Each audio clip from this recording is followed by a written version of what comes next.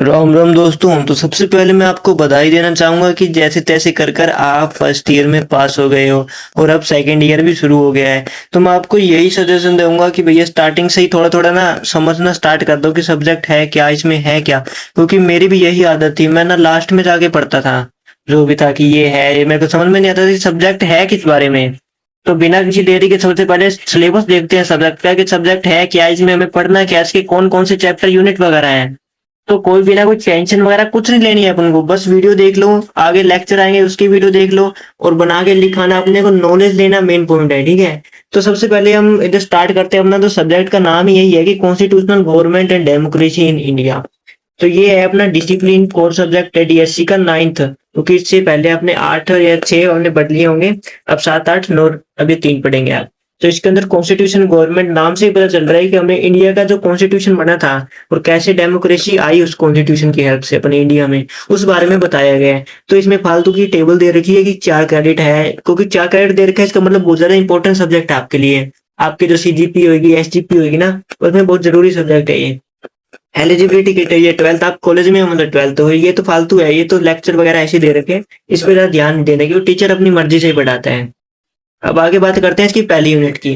जो पहला यूनिट है उसको 11 घंटे में कवर करना है, आपकी टीचर की मर्जी, आपकी मर्जी आपको कितने टाइम में करना है कि आखिरी महीने में करना है, ठीक है। तो यूनिट का नाम देखो, the constitution assembly and the constitution. इसमें बेसिकली जो कैसे कॉन्स्टिट्यूएंट असेंबली बनी थी और कैसे फिर उन्होंने कॉन्स्टिट्यूशन बनाया था, आपको पता ही होगा, आपने 8th 9th में पढ़ा होगा अगर आपको याद है तो, कि 2 साल 11 महीने 18 दिन ऐसा कुछ लगा था कॉन्स्टिट्यूशन को बनने में।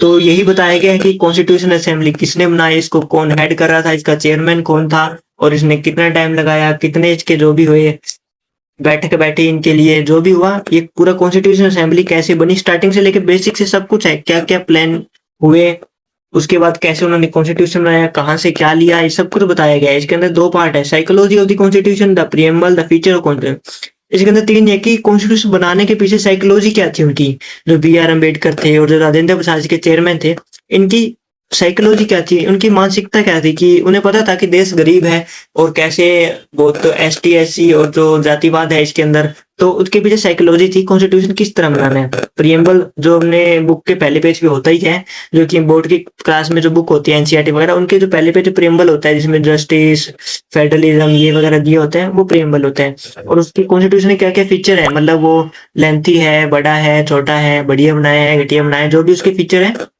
वो बताए गए हैं इसमें। आगे सिटीजनशिप, फंडामेंटल राइट, आपको पता होगा 6 फंडामेंटल राइट हैं, डायरेक्टिव प्रिंसिपल क्या होती हैं, फंडामेंटल ड्यूटीज क्या होती हैं, इन सब के बारे में भी हम इसमें पढ़ेंगे। तो ये सबसे आसान है, ये हमने पढ़ा हुआ है। सेकंड यूनिट में क्या है कि ऑर्गन बताए गए हैं, ये तो आपको साफ साफ दिख ही रहा है, लेजिस्लेटिव, एग्जीक्यूटिव और जुडिशरी, ये 3 ही ऑर्गन होते हैं हमारे जो पूरे गवर्नमेंट के अंदर होता है। लेजिस्लेशन जो होता है, लेजिस्लेचर होता है वो जो पावर बनाते हैं, जो फंक्शन पार्लियामेंट में जो लोग बैठते हैं, मोदी जी हो गए, जो अपोजिशन में राहुल गांधी जी हो गए, तो ये जो भी है ये लेजिस्लेचर है जो लॉ बनाता है। एग्जीक्यूटिव कौन है, जो उनको एग्जीक्यूट करते हैं, जो बाकी के ब्यूरोक्रेट्स वगैरह हो गए, बाकी नेता वगैरह हो गए साइड के, पीएम वगैरह। तो ये क्या इनके रोल होते हैं यहाँ पे कि उन्होंने कैसे एग्जीक्यूट करना है, रोल लॉ बना दिया अपने, ठीक है।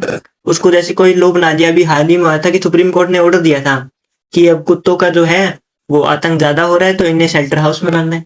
तो लेजिस्लेचर ने लॉ पास कर दिया अपनी तरफ से कि ये है, तो जुडिशरी ने भी हाँ हाँ कर दिया, ठीक है, बढ़िया बात है। एग्जीक्यूटिव ने क्या किया, उसे उसका पालन किया। जो बाकी सीएमओ ऑफिस है वगैरह है, वहां से लोगों को हायर किया गया, एम्प्लॉइज को हायर किया गया कि कैसे शेल्टर में डालना है। उसके बाद जुडिशरी ने ये फिर देखा कि जो भी ये कुछ हो रहा है वो फोर्सफुल तरीके से नहीं हो रहा है, बढ़िया तरीके से हो रहा है, कानून के अंदर रह के हो रहा है, जो उन्होंने कानून बनाया है। तो ये तीनों का यही रोल होता है। अगर एग्जीक्यूटिव में कोई दिक्कत आएगी तो वो जुडिशरी संभाल लेगा, अगर उन्होंने कुछ कानून के इधर उधर काम किया तो। आगे थर्ड यूनिट की बात करते हैं, तो थर्ड यूनिट में है कि फेडरलिज्म और डिसेंट्रलाइजेशन क्या होता है। ये सारे सब्जेक्ट आपने जो भी है ये 9th 10th में पढ़ा हुआ है टॉपिक। सेंटर को पावर दी गई है, और आपने देखा होगा यूनियन लिस्ट, स्टेट लिस्ट, ये कैसे फेडरल फेडरल मतलब जो पावर है वो बांटी हुई है, इस बारे में बताया गया इस चैप्टर के अंदर। डिसेंट्रलाइजेशन भी यही है कि जो village level, panchayat level, municipal level पे सिटी म्युनिसिपैलिटी होती है, उनमें कैसे काम को बांटा गया है ताकि और भी काम बड़े तरीके से हो। और अपनी जो लास्ट यूनिट है, 4 यूनिट है इसके अंदर, देख लो लास्ट यूनिट आ गई 4th यूनिट, जिसका है constitutional provision and national security laws. ये थोड़ा सा मॉडर्न टॉपिक है, क्योंकि जैसे कि इंदिरा गांधी ने जो इमरजेंसी लगाई थी 1964 में वगैरह में, तो उसके बारे में बताया गया है कि कैसे कांग्रेस में थी इमरजेंसी, सिर्फ एक ही बार लगी है अभी तक कांग्रेस जब रूल में थी, और वो भी इंदिरा गांधी ने थोड़ा डिप्लोमेटिक तरीके से लगाई थी। तो इसके अंदर बताया यही गया है कि कॉन्स्टिट्यूशन के क्या क्या प्रोविजन है कि इमरजेंसी कैसे लग सकती है। अगर जैसे कि अभी हाल ही में पाकिस्तान और इंडिया का वॉर भी हो रहा था, थोड़ा बहुत ही हुआ था, थोड़े बम वगैरह इधर उधर गिरे थे, मिसाइलें गिरी थी, वो हुआ था, तो ये नेशनल सिक्योरिटी थी, तो भी बहुत सारे वो पास हुए थे प्रोविजंस की क्या क्या करना चाहिए क्या नहीं करना चाहिए। इसके अंदर वही बताया गया कि नेशनल सिक्योरिटी के बारे में। तो ये था आपके नॉर्मल 4 यूनिट तो है ही, इतना कोई बड़ा कोई खास सिलेबस भी नहीं है और बड़ा आसान है। आप पढ़ोगे ना तो आपको थोड़े बहुत फैक्ट याद करने हैं और आपको काम चल जाएगा। ठीक है, करना कुछ नहीं है, चैनल को सब्सक्राइब कर लेना है और आगे आने वाली वीडियोज में आपको आगे के सारे टॉपिक्स क्लियर कर दूंगा मैं। जय हिंद, जय भारत।